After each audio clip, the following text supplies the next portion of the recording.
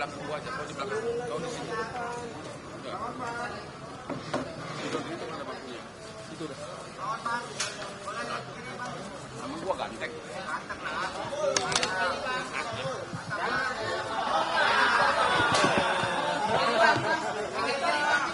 Bang, ke tengah bang, ke tengah bang.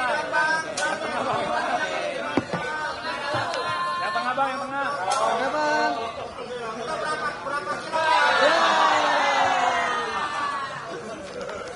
15 miliar.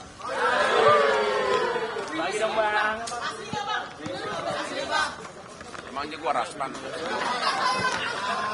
Oke, selamat malam semuanya rekan media. Terima kasih atas kesabarannya menunggu. Saya sudah kesakitan karena saya baru pulang operasi saraf kejepit dari Singapura. Nanti saya akan ceritakan kenapa saya mau ikut dalam kasus ini. Walaupun klien saya membeludan hampir semua konglomerat saya yang pegang. Ya. Yang pertama, benar bahwa hari ini Pak Febri sudah tanda tangani surat kuasa. Ya. Ya. Ada 2 tim kuasa hukum nanti saya kasih tahu. Ini dari tanda tangan beliau hari ini tanggalnya. Sebelah kiri, sebelah kiri. Ya. Sebelah kiri sini. Kiri. Bang, sini bang. Terima kasih. Majuin ke depan, Pak. Bentar, bang. Bang, lihatin ke tengah, bang. Ke tengah.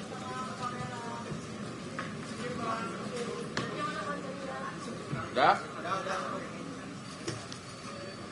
Oke.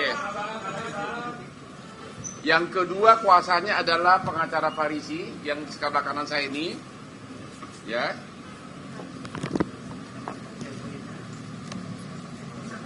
Jadi ada 2 tim pengacara. Yang sebelah kiri adalah asisten saya. Indra, Siombing. Lupa gua namamu karena kau nggak kaya. Ya. Yang di sebelah kanan Anda sudah tahu adalah pengacaranya Don King, Don Ritno, yaitu Handika. Saya bawa ke sini karena ada beberapa hal pertanyaan yang dia yang berhak menjawab. Oke. Hari ini sudah di BAP. Tadi dari jam berapa tadi? Jam 10. 9. Dari jam 9 sampai baru selesai. Ada 18 pertanyaan. 18 pertanyaannya sudah dijawab dengan baik dan kesimpulannya tidak ada penahanan. Diperiksa sebagai tersangka dan tidak ada penahanan hari ini. 18 pertanyaan. 18 pertanyaan. Oke. Hari ini hanya sebatas kepada kasus PT Asabri. Jadi sebagaimana ketahui ada 3 kasus, ya. Kasus pertama adalah PT Asabri. Kasus kedua adalah kasus blackout di Sumatera. Kasus ketiga adalah menyangkut PT Krakatau Steel. Hari ini baru 1. Ya. Ya, ada 18 pertanyaan yang pada dasarnya adalah 1 menyangkut mengenai apakah benar Tan Kian dia tahu memberikan uang 50M lebih. Jawabannya tidak, ya. Itu yang pertama. Yang jelas menyangkut duit tidak ada, ya. Yang kedua adalah menyangkut tempat usaha apa namanya? Deklan. KP Deklan itu tanah sewa oleh si klien beliau. Nanti dia akan menjelaskan, yaitu si Don Ritno. Rito. Ya, Don Rito ya. Iya, Don Rito. Ya, Don King aja deh. Yang ketiga menyangkut rumah di Sentul. Di rumah Sentul itu sejak sampai tahun 2022 housekeepingnya pun ART-nya pun sudah bukan Febri yang bayar karena sudah waktu itu dipakai oleh sama lagi Don Ritno, ya, sudah dipakai dan dia juga berhak renovasi, ya. Jadi total nggak ada lagi penguasaan secara fisik. Demikian juga money changer juga dia tidak ada kaitan apapun. Jadi baik mengenai renovasi kenapa ada tempat uang di resto maupun di Sentul dia tidak tahu menahu. Karena contoh menyangkut rumah di Sentul itu kan kalau renovasi memang sejak tahun 2022 sudah dibawa penguasaan pengelolaan dari Don Ritno kliennya beliau dan renovasi kecil-kecil di dalam kan ya tidak diketahui oleh Pak Febri. Ya. Jadi semua terbantahkan menyangkut itu, semua disangkal. Oke. Ada pertanyaan begini, katanya Tantian yang juga teman dekat saya katanya memberikan 50 M lebih ya. Ya, 55 juta. Ya, artinya berarti diakui sebagai pemberi suap. Ya, betul. Ya, kok kalau pertanyaannya kenapa si Tantian sampai sekarang belum jadi tersangka? Ya, Kenapa langsung loncat kepada penerima suap? Anda keanehan pertama. Ya, tidak sampai sekarang belum. Ya, berarti ada sesuatu yang dikejar. Yang penting sasaran tembak dapat dulu. Ya, itu sampai sekarang belum. Yang kedua, kan pertanyaannya kan, kenapa Tantian itu bukan sebagai tersangka? Ini loh, kasus dari Asabri itu sudah mulai jauh sebelum Pak Ferry jadi Jampitsus. ya, Dia belum Jampitsus waktu itu. Ya, kasus Asabri itu sudah maju ke pengadilan bulan Agustus 2021 ya. dan diputus 4 Januari. oleh pengadilan Tipikor Jakarta 4 Januari. di tanggal 4 Januari 2022, di mana Jampitsus juga belum Pak Ferry. Ya, Padahal untuk penentuan final decision tersangka itu adalah Jampitsus. Ya. Ya, jadi belum ya, oke. Beliau baru jadi Jampitsus pada tanggal 22 Januari 2022. Itu satu poinnya. Ya. Poin kedua, itu kan persidangan dari mulai tingkat pengadilan negeri, tingkat pengadilan tinggi, kasasi sampai PK. Ya. Sudah 6 hakim sama 6 hakim agung, 12. Dan dalam persidangan Tantian adalah sebagai saksi fakta. yes. Tidak pernah ada pertanyaan dari saksi, dari hakim, kenapa bukan sebagai tersangka. Dan putusannya sudah inkrah. Ya, sudah final. Ya. Jadi pada 12 hakim tidak pernah mempersoalkan status daripada Tantian hanya sebagai saksi. Jadi udah satu, kalau dia pemberi suap, kenapa bukan sebagai tersangka sekarang? Kenapa yang malah Jampitsus yang begitu jabatan tinggi dalam penegak langsung jadi tersangka? Yang kedua, sidang sampai PK sudah 12 hakim menyatakan dia, ya pokok perkaranya dia tidak pernah sebagai, tidak ada persoalan mengenai bahwa dia sebagai saksi murni. Oke. Yang ketiga, putusan dari Asabri, putusan pengadilan PK sudah dilaksanakan, sudah inkrah, bahkan dari 22 triliun kerugian sudah dilelang, sudah kembali ke negara 12 triliun lebih. Sudah kembali ke negara 12 triliun lebih. Tidak ada juga pertanyaan soal Tantian. Ya. Jadi asetnya bahkan masih banyak lagi yang mau dilelang. Sehingga kalau ada tuduhan bahwa korupsi 22 triliun itu sudah salah total. Karena sudah dilelang, sudah kembali ke kas negara 12 triliun lebih. Itu kesalahan ketiga. Udah 3 ya. Ya. Sekarang mengenai apa kaitan dari Tantian. Ternyata Tantian itu nggak ada kaitannya apapun dengan Asabrinya. Dia tidak ikut menikmati fasilitas apapun, preminya tidak ada. Ya. Ingat itu. Yang ada adalah salah satu terdakwa dalam kasus Asabri yaitu Beni Cokro punya tanah. Dia bikin KSO, kerjasama operasi dengan Tantian. Jadi kerjasama loh. Soal ini tanah bukannya tanahnya Asabri, ya, tapi tanahnya Beni Cokro Cokro pribadi. Ya. Soal duitnya dari mana kita nggak tahu. Hanya itu kerjasama operasi. Tapi itu tanah itu pun sudah diambil oleh kejaksaan, bahkan sudah dalam proses lelang. 29 Juli. Sudah 12 Juli, tapi harga belum cocok. 12 Juli sudah mau dilelang itu. Artinya, 1 pera pun uang dari Asabri tidak dinikmati oleh Tantian. Udah 4 ya?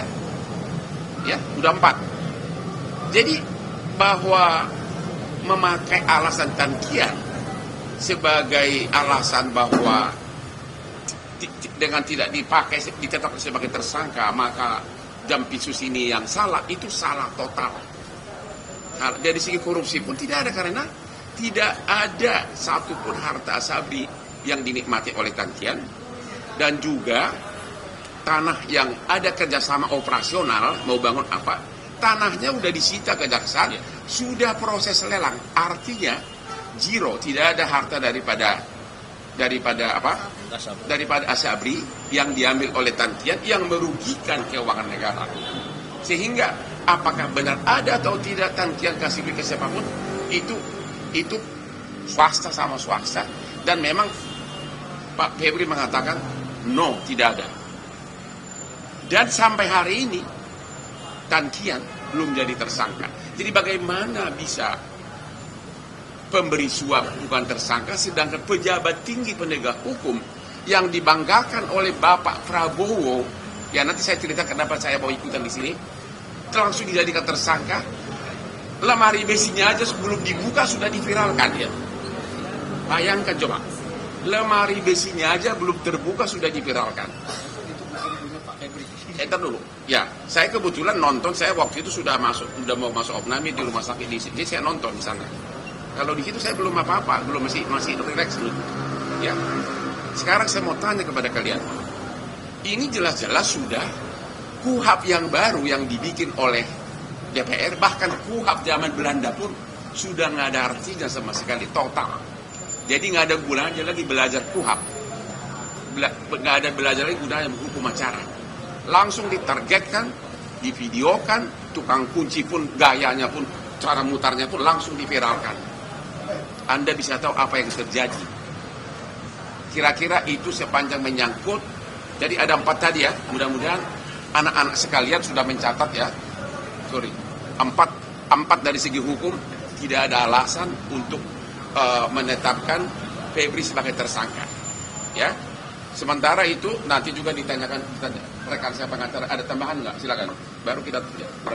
Sebenarnya kalau di dalam perkara ini gini, ini perkara Pak Farisi namanya. Saya Pak Farisi ya, salah satu pengacara Pak Febri.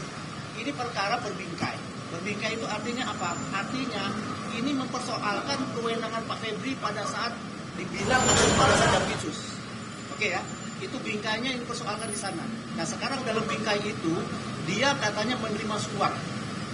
Suap itu syaratnya harus ada penyuap baru bisa dijadikan tersangka, dan syarat lainnya adalah ada kewajiban yang tidak dilaksanakan. Sampai dengan saat ini kami belum tahu kewajiban apa yang tidak dilaksanakan Pak Febri, tidak terlihat, sehingga terjadi dia menerima suap. Poin yuridisnya itu kalau kami lihatnya yuridis ya. Nah kalau hal-hal yang menyangkut masalah cara pandang segala macam, saya silakan. Saya nggak berani ngomong, saya hanya bisa yuridis. Kalau Anda berpikir bahwa, wah ini ada framing lagi, itu silakan. Oke, jadi untuk meringkaskan, ya sebelum tanya jawab khusus ini, satu kelemahan hukum pertama dari pihak penyidik sebelah sana adalah bahwa Febri tidak mengakui pernah menerima uang yang 50M plus.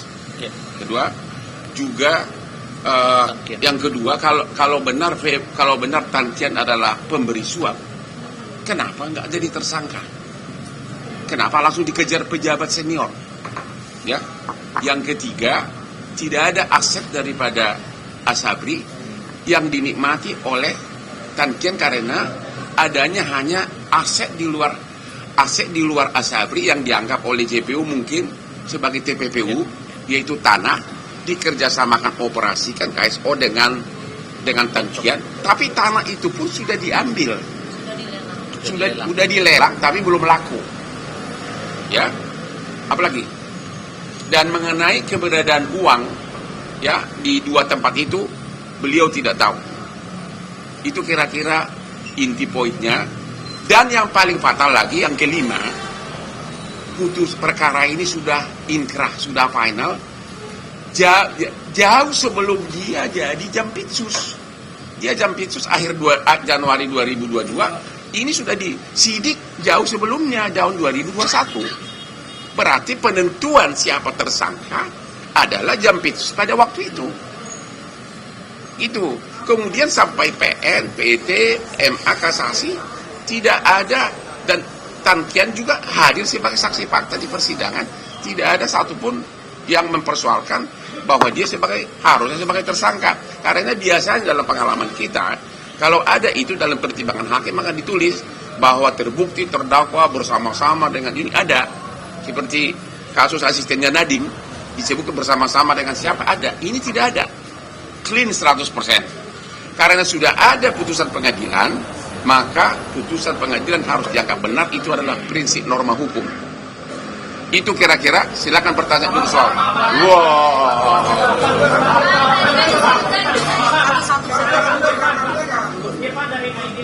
kan beberapa waktu lalu Febri telah mengakui bahwa rumah yang disentuh itu adalah memang rumahnya. Tapi terkait dengan isi dan Satu-satu. Iya, saya mau jawab, Nyong. Ya, rumah itu dulunya adalah rumah mertuanya. Oke, rumah mertuanya, tapi sudah lama dihibahkan ke cucu dari mertuanya. Jadi secara sertifikat itu bukan atas nama dari Febri. Itu ada buktinya. Itu di BAP tadi ditulis.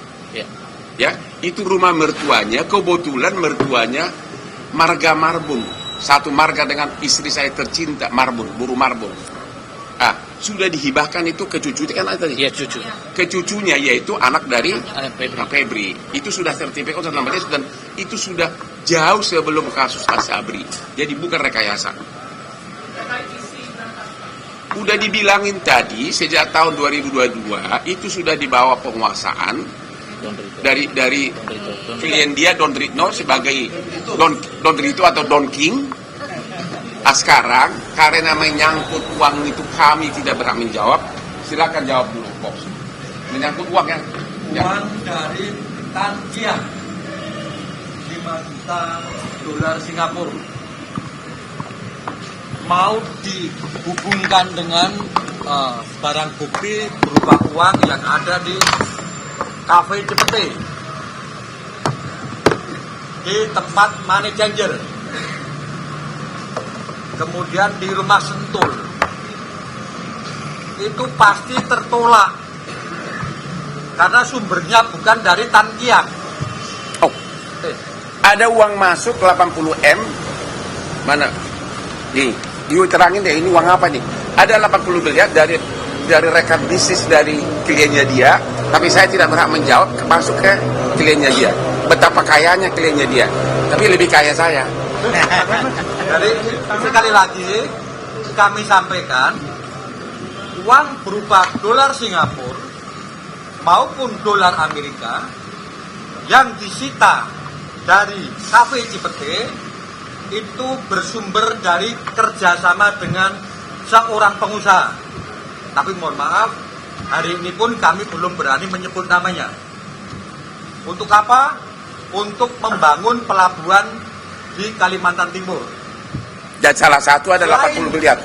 Selain daripada uang yang ditemukan di kafe, juga ada transfer ke perusahaan dalam rangka kerjasama itu.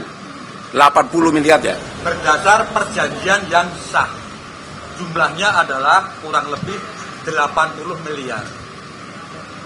Jadi kami simpulkan, jika dihubungkan dengan uang yang ditemukan di kafe sebanyak 3,2 juta US dolar Singapura dan 870 ribu dolar Amerika, itu pasti bukan dari saudara Tan Kian. Kami pastikan juga keterangan saudara Ferry Boboho yang mencoba dihubungkan dengan barang bukti itu pasti tertolak secara hukum. Itu firm. Kedua, jika dihubungkan dengan perkara suplai batu bara di PLN, itu juga pasti tertolak secara hukum. Karena klien kami tidak ada urusan dengan para supplier. Mungkin fokus ini dulu Asabri, baru kita nanti ke sana. Oke. Asabri dulu, ada pertanyaan? Udah puas? Masih ada pertanyaan? Jangan diulang lagi pertanyaan yang sama.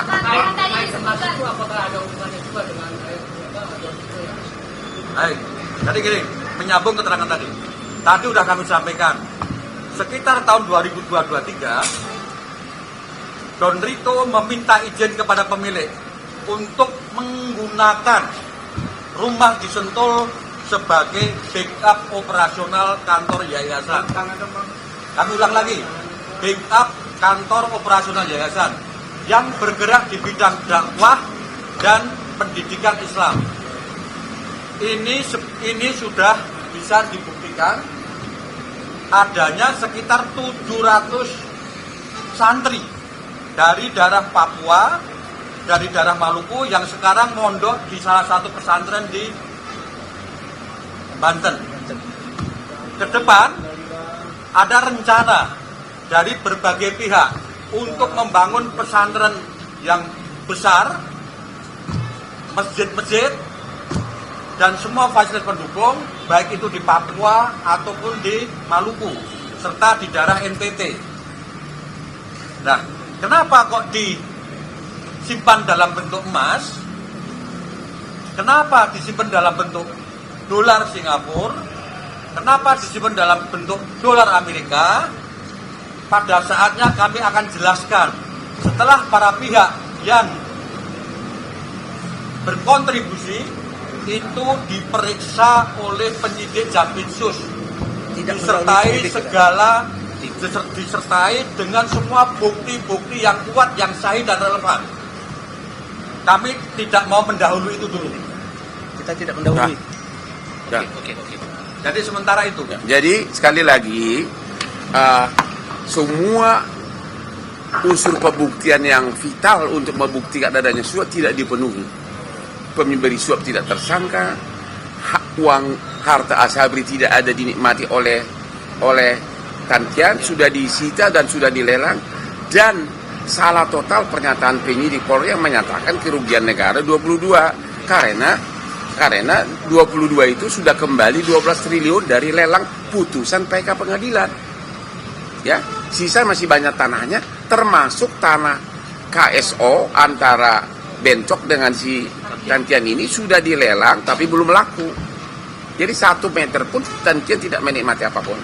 Pertanyaannya, kenapa Tantian mau katanya membuat berita acara? Waktu akan menjawab. Ya, waktu akan menjawab apakah dia akan tetap sama itu atau tidak, atau apa yang dikhawatirkan. Kami tidak bisa ngomong sekarang. Waktu akan menjawab. Asabri itu dulu ya, nggak ada lagi yang aneh. Mengenai Asabri, Bang, sebenarnya mengenai status PP itu keterangannya berdasarkan sprendik dari Polri atau dari sprendik kejaksaan. Yang mana yang sekarang? Asabri, kan statusnya Tetap dulu, Asabri yang mana? Kan status PP kan Yang sekarang. Itu sprendik dari kejaksaan atau sprendik dari Polri? Saya jawab itu. Ya. Ini kami merujuk kepada panggilan ya. Berdasarkan panggilan yang ditujukan kepada klien kami, Pak Febri, itu panggilannya sebagai tersangka. Karena panggilannya sebagai tersangka tentu ada dasarnya. Saya lihat dasarnya adalah sprindik yang ditetapkan oleh Polda Metro. Jadi intinya ini adalah pengalihan daripada tindak lanjut daripada Polda. Mereka menindaklanjutin dengan pemanggilan tersangka di sini. Di sini itu. Tapi memang di sana saya lihat juga ada sprindik dari Kejagung juga. Kalau sprindik dari Polda itu spesidik tanggal 6 Juli 2026. Kalau ini tadi pada tanggal berapa yang baru-baru ini dimasukkan dalam satu panggilan kami. Jadi kalau ditanya dua-dua menjadi dasar dan sebagai tersangka panggilannya. Udah dulu, udah deh, udah itu dulu. Tadi Bang, itu kan Abang lihat remark sedikit yang dikami juga bahwa tindak lanjut dari pengacara nanti selanjutnya apakah akan Bentar dulu, belum selesai ini dulu. Kamu Satu-satu tidak dulu. lanjut. Sabar. Oke. Jadi, ya, semua perbuatan yang dilakukan terhadap Febri jelas-jelas telah merobek-robek isi KUHP, melanggar semua hukum acara, melanggar semua ajas hukum. Bahkan zaman Belanda pun nggak ada begitu.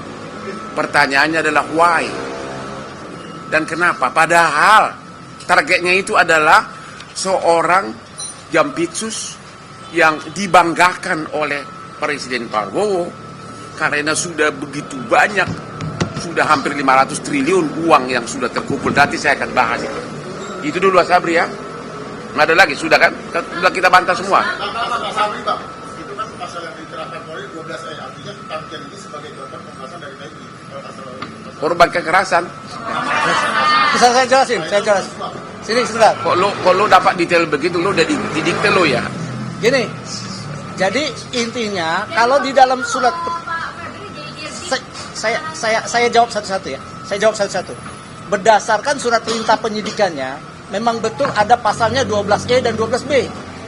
Sekarang kalau memang 12E, pemerasannya di mana? Karena apa? Kenyataannya seperti dicatatkan Pak Hotman tadi, semua kegiatan yang ada ini terlaksana, tidak ada yang dikurang-kurangi. Artinya hak-hak dari si Tankian katanya sampai harus diperas itu nggak ada, tetap terpenuhi semua. Dan hadir di persidangan di bawah sumpah selama persidangan dari Asabri tidak mengatakan dia diperas. Kan dia kan saksi fakta, harus disumpah. Saya ulangi ya.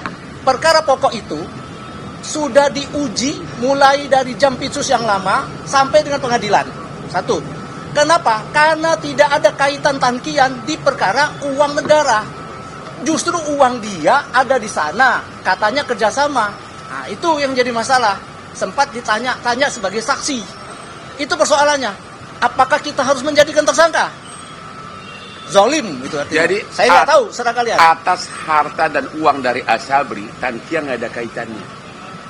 Ya, dia hanya terkait si Bencok itu beli tanah, ini kerjasama, hanya itu tok. Dan itu sudah disita tanah itu.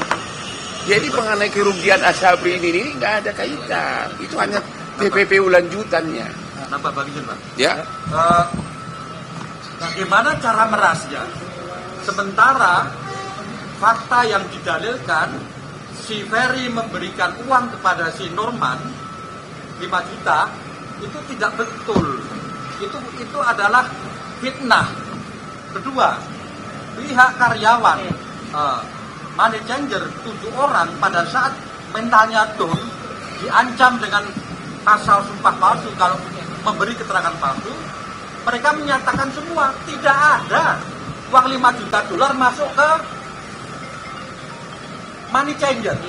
Itu yang pertama. Yang kedua, sekarang pertanyaannya adalah apa betul si Tankian pernah ketemu Pak Febri? Pak Febri menyatakan, "Weh, gua minta sekian." Fakta itu nggak ada. Tankian menyatakan nggak pernah ketemu Pak Febri. Kedua, si Pak Febri juga menyatakan tidak pernah menyuruh si Ferry Babi meminta uang ke Tankian. Jadi konstruksi pemerasannya adalah konstruksi yang fiktif. Ada jalur di tengah yang putus. Bagaimana supaya itu bisa seolah-olah berjalan mulus sampai diserahkan ke Kejaksaan Agung? Si Ferry Bobo tidak pernah di BAP sebagai saksi. Padahal dia adalah aktor utama. Yang kerok dia. Ahli fitnah. Monggo Bang lanjut. Hah? Menurut kau gimana? Lu punya otak gak? Jawab dulu. Menurut kau gimana? Kalau tiba-tiba kita jangan main dulu. Kalau kau tiba-tiba digeledah rumah lu sampai celana-celana lu misalnya dipamerkan, itu tanpa diperiksa saksi apapun, itu namanya apa? Jawab sendiri. Enggak, jawab sendiri dulu. Itu apa? Itu belakangan. Itu mendapatkan persetujuan belakangan mah gampang.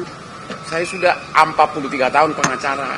Itu didapatkan persetujuan belakangan. Sesudah disita dulu, baru persetujuan. Siapa? Belum ada pemanggilan, belum. Yuk, dari awal saya udah bilang, langsung sudah dipiralkan, ditanya juga enggak, dipanggil juga enggak, sudah langsung. Bahkan dari mulai cara membuka, belum dibuka mesinnya aja, lemari mesin, udah masuk video, udah nyampe ke Singapura, baru mau dibuka. Tadi tanpa diperiksa langsung Emang lo nggak tahu, emang itu dia, makanya apa? Apakah akan ada pra peradilan gitu? Sabar. Nanti lihat aja. ada waktunya, oke? Tapi coba dulu pakai suara hatimu. Ya, ini Jampitsus loh. Bagaimana Ya, masyarakat bagaimana masyarakat lemah? Itulah salah satu kenapa Hotman Paris turun yang kliennya berjubel konglomerat. Mana mungkin saya mengharapkan uang dari Pak Febri? Ya, ya. Itu nanti gua jelaskan kenapa saya mau di sini. Apa? Enggak, yang belum ada 2 lagi Pak. Nggak bisa selesai. Sabar Pak, saya berwenang di sini. Yang kedua, itu satu ya. Yang kedua, biar jelas, Asabri selesai ya. Sekarang yang kedua soal itu dulu. Black Ahok, ini yang paling lelucon. PT yang jadi supplier batu bara yang dituduh terlibat itu, ternyata dia tidak supplier untuk Sumatera Utara. Padahal Black Ahok kan di Sumatera Utara, dia untuk Bali dan Jawa. Ya terus apa kaitannya? Ngerti nggak? Suralaya. Ya nggak ada kaitannya, Bali dan Suralaya. Itu jelas-jelas itu paling parah lagi. Ya, dituduh. Dan kerugian 5 triliun dari mana? Orang cuma 2 malam belum pernah dihitung. Artinya PT yang dituduh katanya menyogok itu tidak ada kaitannya dengan suplai batu bara untuk Sumut. Dia adalah Bali dan Suralaya ya. Ya, itu paling fatalnya. Oke. Itu pun di situ yang memberikan sogok juga belum tersangka. Nggak ada tersangka. Halo Mas, nggak ada tersangka. Kemudian kasus ketiga yang kasus Krakatau Steel juga nggak ada tersangka. Itu adalah PT swasta yang punya hutang kepada anak perusahaan Krakatau Steel. Hutangnya masih ada, belum ada keuangan negara yang dirugikan. Jadi benar-benar nggak ada. Karena agar gerak cepat, saya akan terangkan mulai yang poin lain ya. Ya sekarang kenapa seorang Hotman Paris yang sudah sukses mau? Ingat, saya 25 tahun sebagai pengacaranya Prabowo. Semua perkara besar dia termasuk adiknya Hasim saya yang pegang. Walaupun waktu dia menteri kehakiman, waktu Menhan pun saya sering diminta tanpa dibayar. Waktu saya di Singapura, saya kan operasi saraf kejepit. Jadi saya benar-benar nggak bisa bergerak karena 2 hari harus itu. Saya melihat benar-benar saya merasa miris. Karena apa? Jampitsus itu adalah yang dibanggakan oleh Presiden Prabowo karena dengan dia mendapatkan, negara mendapatkan sebagai Satgas PKH 300 triliun. Kemudian dalam 1 tahun. Dalam 1 tahun. Kemudian pengembalian kerugian negara dapat 130 triliun. Sudah 430 triliun kembali dibanggakan oleh Presiden. Bayangin orang yang kebanggaannya Presiden tiba-tiba dikriminalisasi bahkan tanpa pamit sama Presiden. Karena waktu saya di Singapura saya bikin akun bahwa nggak mungkin Presiden nggak tahu. Ternyata enggak. Itu 430 triliun. Lu bayangin coba. Disitulah saya merasa marwah dari klien saya yang sampai sekarang hubungan baik. Saya merasa tertantang. Walaupun saya namanya jadi sedikit karena 90% follower saya biasanya semua kasus viral yang melanggar hak asasi gue yang pegang gratis. Semua, termasuk Anda tahulah, semua yang di Indonesia ini. Mereka kalau ke Komnas nggak laku kasusnya. Kalau saya yang viral, bom. Sudah 10 tahun saya begitu.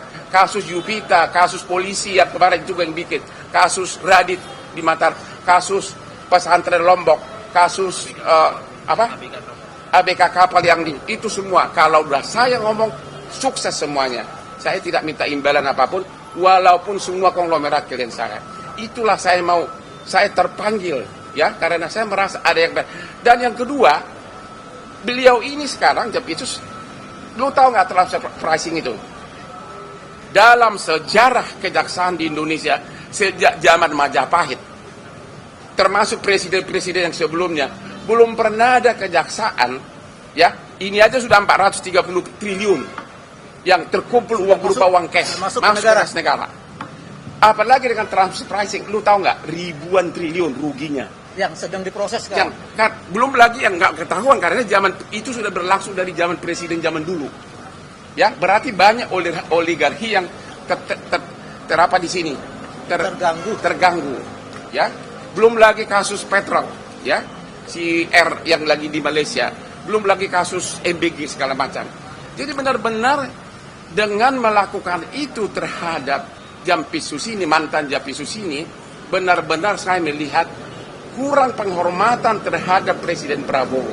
Itulah alasannya saya terpanggil. Saya tidak mengharapkan uang dari Jampitsus ini karena saya tahu tidak mungkin dia bayar saya mahal. Saya bayarannya super mahal di Indonesia. Ya, itulah backgroundnya biar tahu.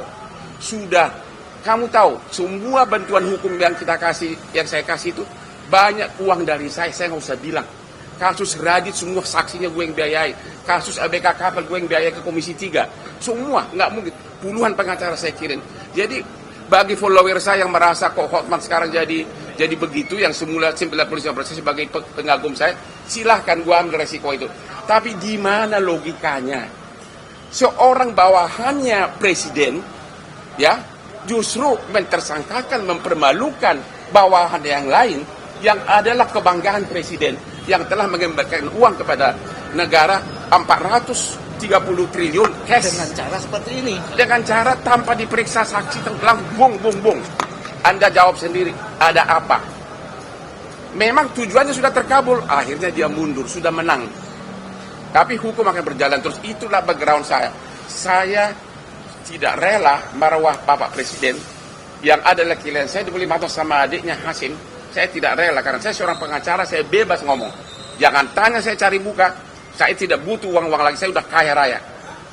Ya, dan semua klien saya konglomerat tanya semuanya. Perkara bisnis di Singapura, semua gue yang pegang kalau dari Indonesia. Kemudian benar-benar saya merasa selama saya di Opname, saya kok presiden digituin? Padahal banyak video-video dari presiden saat membanggakan uang hasil temuan dari Jampitsus, tentu dengan atasannya Jaksa Agung. Inilah, Anda sudah tahu itu, berpuluh-puluh triliun. Kok bisa orang yang tangan kanannya ini begitu saja dipermalukan, melanggar KUHAP? Kalau ada yang mengatakan itu tidak melanggar KUHAP, ayo kita sama-sama robek segala sarjana hukum kita. Benar-benar KUHAP itu tidak dipakai sama sekali. Ya, benar-benar saya merasa kok presiden digituin, padahal belum ada zaman dulu pun, sejak dari SBY, dari mulai Jokowi, kejaksaan ratusan triliun, udah 430 triliun uang cash masuk ke kas negara. Belum lagi transpricing itu bisa ribuan triliun. Dan siapa yang melakukan itu? Jampitsus Febri. Kok kenapa langsung lebih rendah dari tukang ayam, lebih rendah dari pencuri ayam? Andalah yang tahu apa backgroundnya.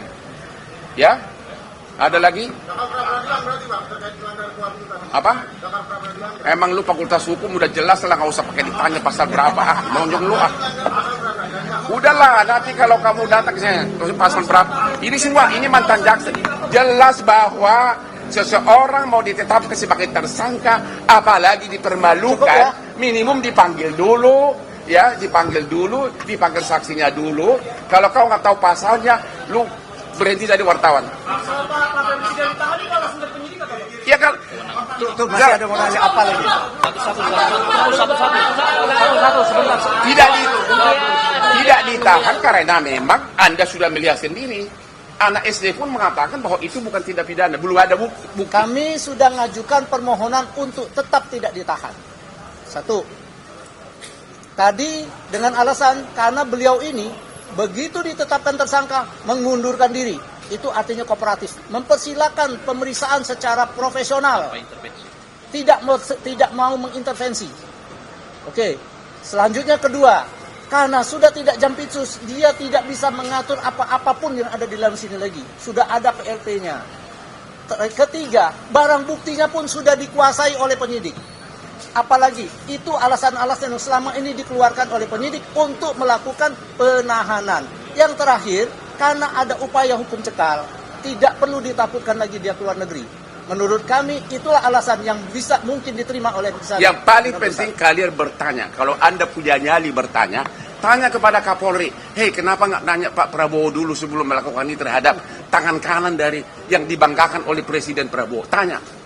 Saya baru tahu tidak ada izin. Coba bayangkan, coba bahan ini fotonya. Ada hidden agenda, Bang, ya? Hah? Ada hidden agenda dong berarti ya? Tanya kakekmu, masa tanya gua? Nggak tanya kakekmu lah.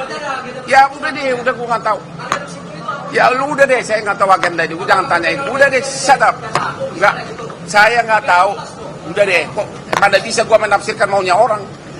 Udah saya jawabannya, lu harusnya tahu. Kita tidak bisa menafsirkan. Loh. Cuma kita berpikir seperti itu. Dan Seorang kebanggaan dari ini, lihat nggak foto ini, kebanggaan dari presiden.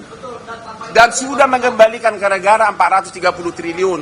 Belum lagi transfer yang begitu besar yang tidak pernah disentuh sebelumnya. Begitu saja dipermalukan. Ada apa? Tanya, makanya malam ini kalian langsung ke Mabes Polri tanya kalau kau bukan pengecut. Ya? Apa? Yang kekeliruan itu berarti berasalnya dari institusi awal. Iya, betul. Udah. Kalau kau punya otak, lu tahu jawabannya. sudah, titik ya. Ya udah deh, jawaban sendiri lah. Jangan coba-coba. Nanti kau akan tulis menurut Hotman sih. Lu udah tahu jawabannya. You know? Sudah mulai capek kita bang. Selama beberapa hari Pak Febri ada di rumah yang di Jakarta Selatan. Gua nggak tahu.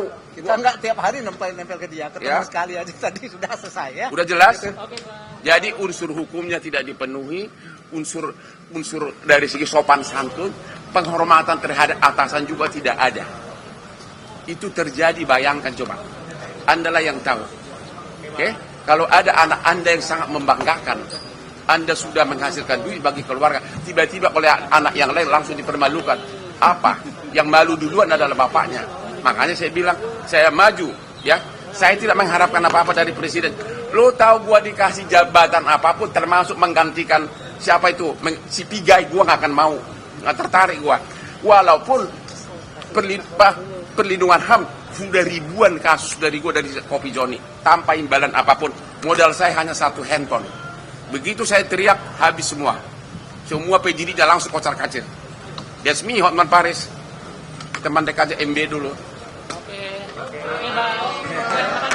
Oke, cukup ya. Terima kasih banyak semua ya. Mari. Bang, foto dulu. Foto Bang. Yuk. Mana enggak saya foto ini. Mana foto Prabowo juga? Di sana. Tahu foto sendiri. Nih. Nah, biar kalian baca ini. Inilah. Nih gua foto ini. Ayo foto sama gua dong. Prabowo dengan kebanggaannya Jampitsus. Hah? Prabowo dengan kebanggaannya Jampitsus kok dibeginikan?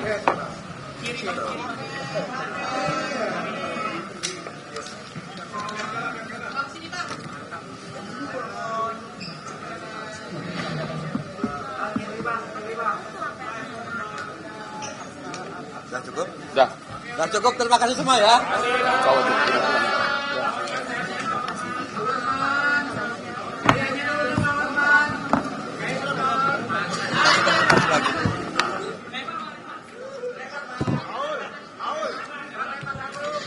Kayaknya gimana?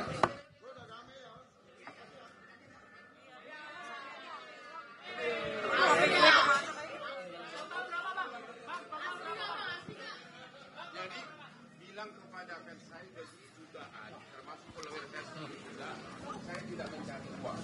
Saya benar-benar ikut. Saya menjaga marwah dari presiden kita, raja kita dan klien saya.